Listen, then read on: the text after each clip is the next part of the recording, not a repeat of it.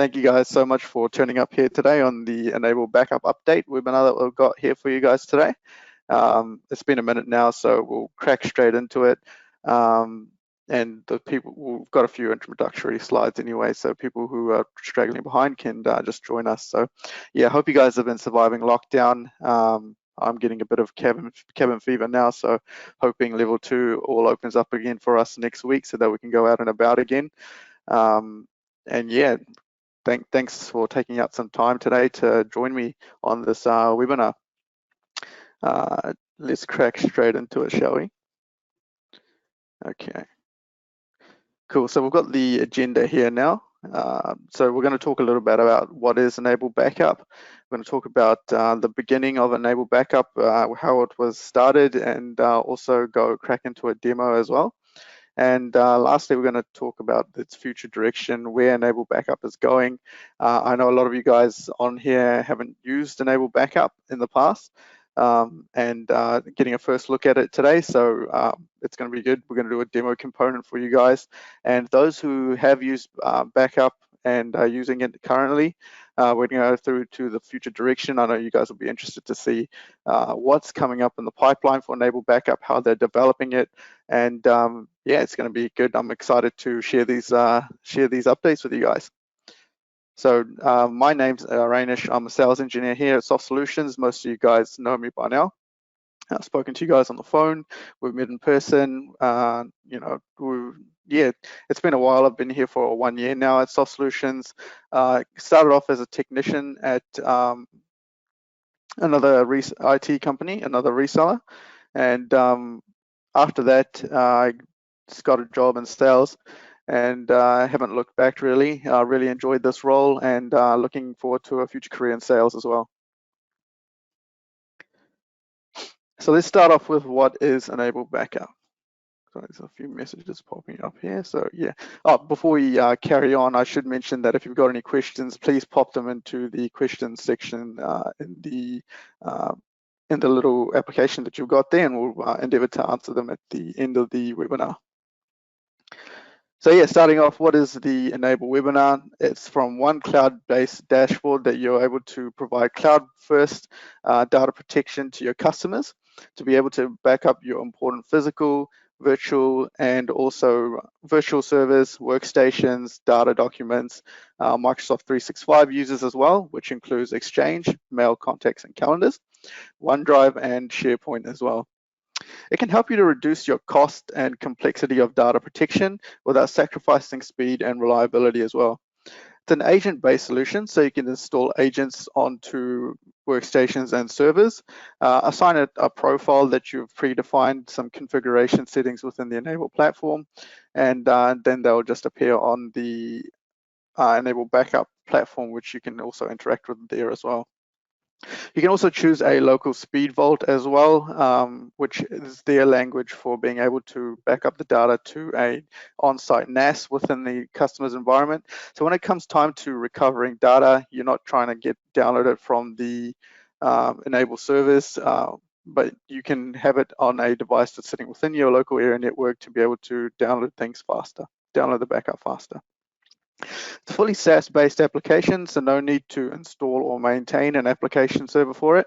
There's no physical appliance required, which saves you so much time and money as well. So one of the key components of the Enable Backup, give me 1 second, just make sure I'm sharing my screen. Yep, awesome, okay. Yeah, so one of the key components of the Enable Backup is its True Delta technology, which differentiates it from the other backup solutions. And it offers you, so traditional backup solutions do image-based backups. You can see here on the infographic that, it started off with a certain amount of backup size, 500 gigabytes, and by the time it goes through its iterations, the last backup size is 3,500 gigs, and that's about 700% more than it was originally, so it takes up a lot of storage space. So with the True Delta backup, it only changes it only backs up the information that was last changed in a backup cycle. So you can see that on the right-hand side that the same backup as it goes through its iterations. It's only 81% more than the traditional image-based one, which is a really key advantage to enable backup, and the reason why a lot of resellers actually use enable backup rather than your standard image-based backups.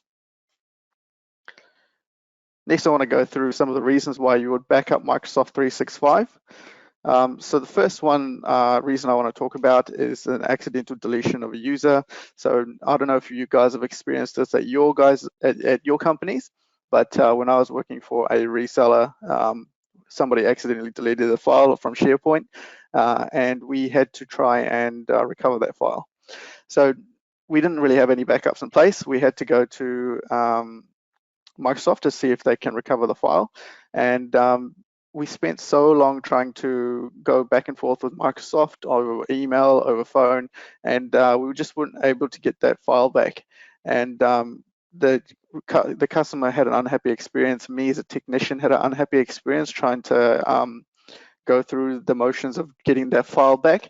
And I can just imagine that if we had enabled backup in place, it would have been so much easier for us to just, instead of working for months trying to recover it and just not getting anywhere in the end, have a backup solution in place for Microsoft 365, which we could have restored in probably 15 minutes and then got it back to the customer, and then they would have been on their way. We would have been on our way as well. Second thing is hackers as well.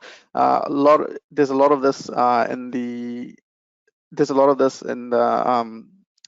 there at the moment with ransomware attacks and all that sort of stuff. A lot of files are being encrypted. A lot of money is going into the hands of hackers who don't deserve it. Why should we be giving our money to the hackers? Instead, if a file gets encrypted and they're asking for bitcoins for it, we can just restore the data from Microsoft 365 backup that we've taken, and we'll be on our way. Rogue employees. So I'm not sure if you've actually heard of any stories, but I've actually heard of stories from resellers that some of their companies want to, out of spite, delete data because they feel that they haven't been handled correctly, or they have ill feelings toward the company, and they just go out and start deleting huge chunks of data, which is not fair and not that great. So having backups in place prevents against that when you know how difficult it is to try and get that data back. And lastly, last thing to consider is the being overridden by third-party software as well. You might be trying to do something with that data using a third-party software, and then it accidentally deletes it. And this has happened to resellers in the past. So it's good that you have a backup in place to be able to counteract this if required. So let's talk about enable backup from the beginning. So it actually started off as a product called EASO, and this was created by a couple of guys in the Netherlands because they couldn't find a solution out there that helped them to do backup in the way that they wanted to do backup. So it was created by an MSP for MSPs. It was created in 2004. It was called EASO Backup. It has a Greek origin, because EASO is the goddess of recovery, so that's quite clever in that respect. It was then bought out by GFI, who changed the product around a little bit and created it as Max Backup. So most of you guys probably know it as Max Backup if you've been using it for a while. And then it was bought out by SolarWinds MSP, which most of you guys would know. It was before it was SolarWinds MSP. It was after it was SolarWinds MSP. It's now just spun out as its own company into Enable. So that's a little bit of the history about how the backup product has evolved. In its early days in EASO, you were able to back up things like workstations, servers, and Hyper-V environments, things like that. And as it's evolved, as time has gone on, they've been able to add Mac backups, Linux backups, and most importantly, Microsoft 365 backups as well. Let's jump straight into the demo now. I'll take you through a little bit of the dashboard before we talk about the future direction of it. There we go, awesome. Cool. So you should be able to see my screen with the dashboard in it, the enabled dashboard. Yep, so this is the main screen. It's a SaaS-based application, so you log in online and you're able to see it. And yeah, you can protect it via two-factor authentication. You can add multiple users that can log into the platform as well. If I click the down arrow here, then this is where I'm going to see what is the pie charts that you can interactive. If I click on them, then it's going to take me through into the corresponding thing that it's trying to show me. So on the left hand side, we can see that the amount of workstation servers and Microsoft 365 backups that it has. If I click on it, then it's going to take me through to the Microsoft 365 backups. On the right hand side here next to it, I can see the number of completed with errors, in process, unsuccessful backups as well. So it's like a traffic light system. Green means good, yellow, orange, completed with errors. Yellow is in process, so it's still going, and red is unsuccessful. And next to that, I can see how many backups have been taken within the last 24 hours and 48 hours, and then yeah, so on. So yeah, that's just a little bit about the this is the main page that you're going to see once you log into backup. This is the add button down here. This is going to be your best friend when it comes to adding. This is going to be the main thing that you use within the dashboard when you click on it to be able to add different backups to your machines, to the console. So first of all, you can see the servers and workstations. You can use this to create agents to be able to deploy onto different workstations and servers. So if I click on that, it's going to take you through to this workflow, very simple, two-step process. You just choose the customer that you've created here, predefined on this on the left-hand side nav bar. You can create customers and organize your backups into different customers. I can choose Concrete Specialist to be able to have the backup go into Concrete Specialist. I can choose my operating system, Windows, Linux, or Mac. And once I've chosen the operating system, I can call it something, call it test. And then I can choose the product. And the products on the left-hand side here is where you can change a whole bunch of predefined settings within the Enable Backup dashboard that once you apply to it, then these settings will apply to this backup.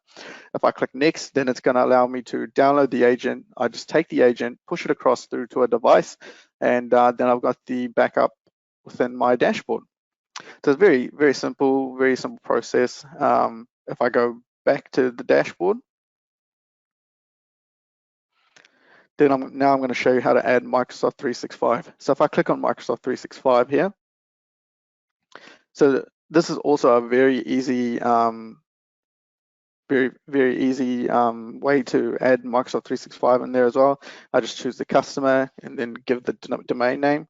So I can just give concrete specialists.co.nz. If I click next, it's going to ask me to connect with the administrator access for that account. So if I click connect, then it's going to bring up another screen here. And it's going to ask me to connect with my admin credentials for the Microsoft 365 account. Now, I can't really go forward from here because we've already added that account through to the Enable Backup. It's not going to allow me to do it again for our SoftSol one. So, but it's a very easy workflow. You can see here that you just select the users, select the SharePoint sites that you want to back up, summarize the whole thing, click next, and it's going to start backing up those devices, those users, and all the contents of their of those users as well. So if I go back, I'll show you the Microsoft 365. Let's click out of here. Show you the Microsoft 365 account that I've added. Here we go, softsol.co.nz. If I click on this, then it's going to take me through to the engine room of the Microsoft 365 backup. So I can see that you can add the Exchange and SharePoint if you like, but for the purposes of this demonstration, I've only added OneDrive, and I've only added my account to it as well. I can see the history of all of the backups that were taken for my account. And these filters on the left-hand side here are quite important in terms of being able to filter out what you need. So if you only want to look at the failed backups to see what's failing and troubleshoot that, then you can. You can filter what's been backed up, what's been restored, and by service as well. And on the right-hand side, you can see a history of all the backups that were taken for this OneDrive for my account. If I click on audit, then under audit, I can see all the changes that were made within this. I can also go to Exchange and OneDrive.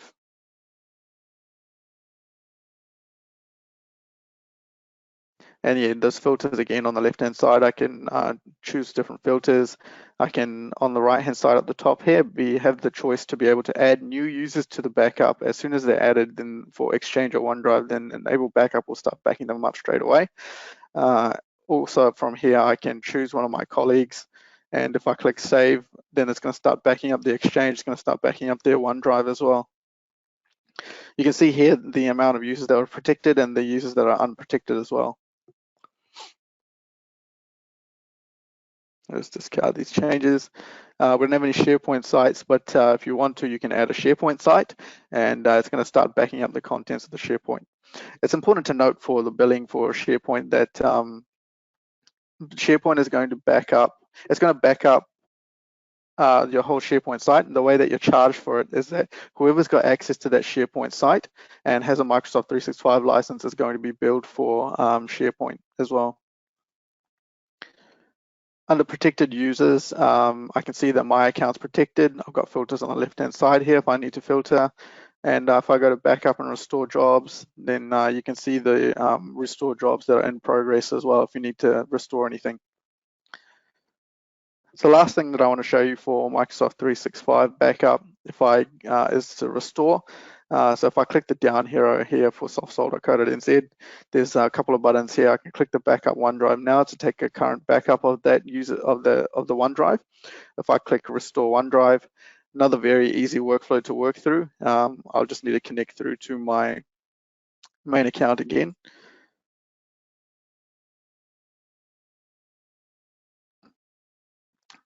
All right, so yeah, you just have to accept these permissions.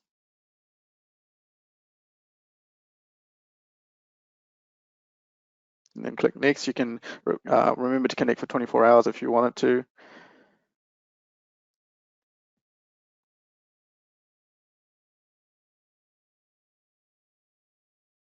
So select the OneDrive account. I've only got the one here, so I'm just going to check that. I click next. Then I started the backups last week on Friday. So say if I want to go to a point in time, I can go to Monday. I can choose what time on Monday that it might be that I want to restore from. So there's a few backups taken that day. If I expand this out, then I can choose the different files or folders that I want to restore. I can choose an auto-generated location and restore to the original location, or choose a new location to restore to as well. Once I click next, I just have to review and confirm. If I click confirm and then click finish, then it's going to restore that file to the original location. So it's very easy workflow to work through, very easy to set up, very easy to connect as well. The simplicity of the solution is one of the key selling points of this solution as well. So yeah, that's basically it for the demo side of things. So I'm just going to go back to the presentation. Okay, so let's talk about the future direction of Enable Backup. So what are some of the updates that they've included so far? So they've got the general improvements that they've made. You know, they're constantly working on the general improvements, improved workflow to add Microsoft 365 backups, such as I showed you before. It was a bit more convoluted before, but they've made it very easy now. There's improved detection for shared mailboxes, improved backup performance for OneDrive. It runs up to 3 times faster than it did before. They have 7 years of retention for OneDrive and also SharePoint now. And originally they only had 1 year. And this is a key thing for some of the resellers, why they didn't want to go on it, because the retention period was so short. But Enable Backup have rectified that. So it's 7 years for all Microsoft 365 services now. There's also improvements to the recovery testing side of things as well. You might ask me, what is the recovery testing? It's basically the ability for you to be able to spin up a backup within a virtualized, which in our VM that enable hosts. And once they have spun that backup up, they'll send you a screenshot with some key statistics about it, and just for you to verify that the backup is working. It's very important for customers who are interested in compliance, and also customers who are really keen to know whether their backups are working for their own peace of mind as well. It's a separate charge for that, but it's a very handy thing that you can use. And yeah, so they're constantly making changes to that, including being able to offer extra statistics to give you about the machines, different customized columns, filters, the ability to export, also be able to offer error dialogues as well. Before, when in the recovery testing side of things, if a backup would fail, they didn't have that, but they do have it now to show you what errors have taken place during the backup. So yeah, that's something that they've been working on as well. They're looking to actually change the backup dashboard overall and just make the whole thing look a little bit different and more intuitive. It already is intuitive, but I think they've got some plans to make it look even better. So that's quite exciting. They want a faster user interface, a more enhanced user interface as well for the dedicated chart for Microsoft 365, improved advanced filters, and a better user experience as well. They want multi-filtering options from charts, resizable columns, improved color bar, things like that as well. One thing that they are working on that is applying to all of the Enable products is subscription management. So the idea here is, so this is across all of the Enable products that they're looking to implement this. Sometimes you'd be working, you'd be adding and subtracting devices within your console constantly, and when it comes down to it, you can't predict your future bill until you get it towards the end of the month, and from there you sometimes get shocked at the bill, and we have to dispute it, or and you kind of just don't know what you're being billed for until the end of the month. Now they're looking to rectify this by offering subscription management and give you like a window, give you like a screen to show you that what you're going to be billed for in advance. And it's going to allow you to be able to forecast your billing. It's going to allow you to be able to make better decisions, more key decisions as a business owner using the Enable Backup platform. And yeah, just make your life so much easier and better. And also, yeah, they are looking to offer this in terms of 2 tabs. So first of all, the cost, the money side of things, and also the usage as well. So usage is very important to understand what your customers are using. Maybe halfway through the month, they've just, I don't know, lobbed like a massive file on their desktop, and your desktop is being backed up. Then you can see that what that massive file is, and then talk to your customer and try and sort that file out. So it allows you to be more proactive and things like that, which is really good and really exciting as well. Also within this subscription management portal, they're going to allow you to make changes as well to your subscription, and also enroll into promotions as well. So sometimes people miss promotions if they do have them on. We try and do our best to get those promotions out. But if they do offer any promotions, then you can just look at them within the Enable Backup platform and just enroll into them, which is pretty exciting as well. So with all that in mind, what are they considering? So those are the things in the pipeline, but what are they actually considering offering? So one thing they are considering is being able to use the one dashboard to be able to, how much time have I got? All right, a few more minutes. So they're looking to offer you, if you're using the Enable RMM and you're using the Enable Backup, say you use the Enable RMM, if you're logged into the RMM portal, then you'll be able to see all of the devices you've got in the Enable Backup platform within your RMM console. So it's one single pane of glass, and from the RMM console, you'll be able to make changes to your Enable Backup backups as well, which is quite exciting. It saves you from being able to from needing to log into multiple portals at once. You can just go ahead and make any changes that you need to within the RMM console. So that's pretty exciting. No timeline for that just yet, but they are working on that. What else have they got? Lastly, we will talk about Teams. So they are really looking to offer Teams as a solution as well within within one of the backing up Microsoft 365. It's a very it's been requested a lot by resellers. And yeah, a lot of resellers has requested Teams, and they don't have a timeline for when it's going to be introduced. We're hoping for next year. Let's see how we get on. And they haven't planned it for this quarter, but yeah, they have actually started getting underway with the infrastructure to be able to back it up reliably and reliably and safely as well. So they've started implementing the infrastructure for that as well.